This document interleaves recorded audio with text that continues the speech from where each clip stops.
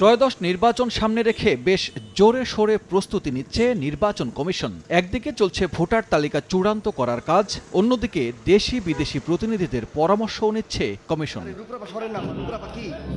মঙ্গলবার সকালে ইউরোপীয় ইউনিয়নের রাষ্ট্রদূত দেখা করেন প্রধান নির্বাচন কমিশনারের সঙ্গে। আলোচনা হয়েছে নির্বাচন প্রস্তুতির অগ্রগতি নিয়ে। সর্বশক্তি নিয়োগ করেছি to ensure free fair and credible election. Free fair credible election সেটা অ্যাচিভ করার জন্য, ডেলিভার করার জন্য আমরা সার্বিক প্রস্তুতি নিয়ে আগাচ্ছি, এই কথাটা ওনাদেরকে জানিয়েছি। ইইউ সংস্কারকে গুরুত্ব দিচ্ছে জানিয়ে সিইসি বলেন, জোটটি মনে করে নির্বাচন যাত্রায় সংস্কারের সময় কম হচ্ছে। ওনারা রিফর্মের প্রতি একটু গুরুত্ব দিচ্ছেন, যে রিফর্মের জন্য টাইমটা খুব শর্ট হয়ে যাচ্ছে, এটা মনে করছেন ওনারা।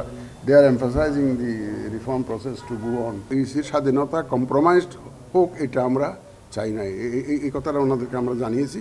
তারা অ্যাপ্রিসিয়েট করছে, বলে যে আমরা বিশ্বাস করি EC should be independent. EU রাষ্ট্রদূত মাইকেল মিলার জানান, পরবর্তী জাতীয় নির্বাচন আন্তর্জাতিক মানের করতে বাংলাদেশকে সহযোগিতা করবে ইউরোপীয় union. For the reform ambitions of the interim government, for the holding of elections in a transparent manner in line with international standards, and also to ask the Chief Election Commissioner what the European Union can do to support him.